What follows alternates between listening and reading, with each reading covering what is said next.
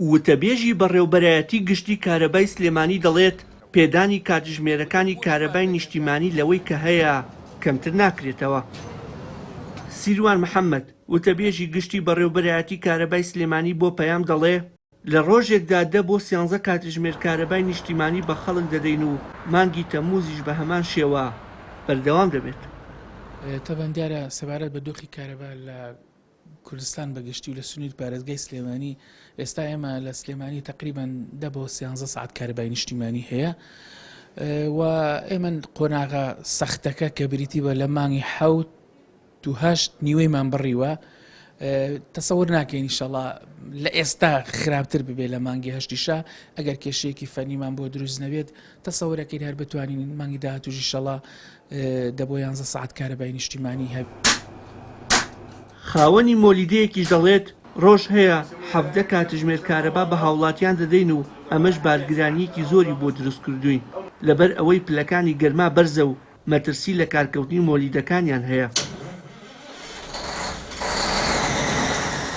بەتەکید تەسیراتی هەیە ئێمە ڕۆژانە بەلانی کەم ڕۆژی 14 بۆ 15 ساعت کارەبا ئەدەین بە هاوڵاتیان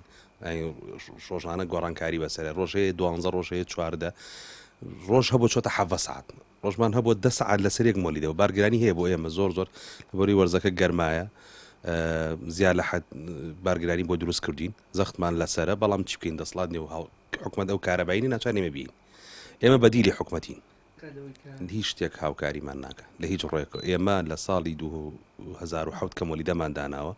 ئەو تویشە وڵانی کە وەرمان کردووە تا ساڵی 2014 دامیان کردوین بە سوتەمەنی بە هەر شتێک هاوکاریان کردوین بەڵام لە دوای 2014 هیچ هاوکاریی نە سوتەمەنی و نە تویشەولیشی نەکردوین بارگرانی هاتۆ سەر هاوڵاتی لەگەڵ ئەوەشە تاکو ساڵی 2019 ئێمە هیچ ڕسوماتێکی زەڕی بۆ ئاو کارەبامان نەیە ئەوانە هاتوۆتە سەرمان بڵین ئاو کارەبا زەڕیبە لەگەڵ کری شارەوانی ئێمە ئەو ڕسوماتەمان زیای کردو بگرە سعرمان دابەزیوە لە ساڵانی پێشووترا باشتر بووین بەڵام زیاتر لە دوای 2014 2019 زیاتر سعرمان دابەزی.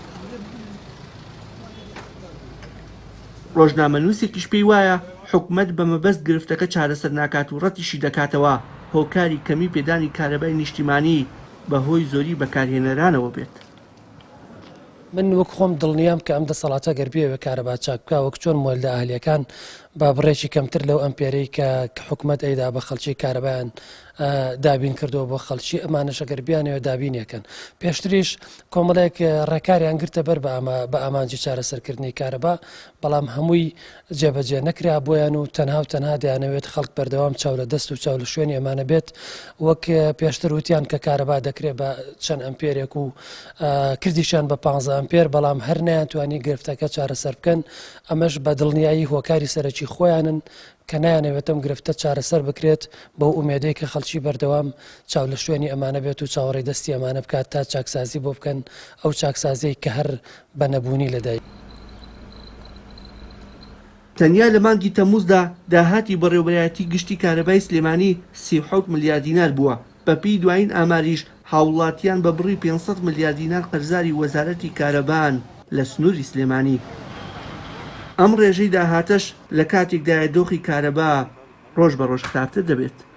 وشیار محەممەد کەناڵی ئاسمانی پەیام سلێمانی.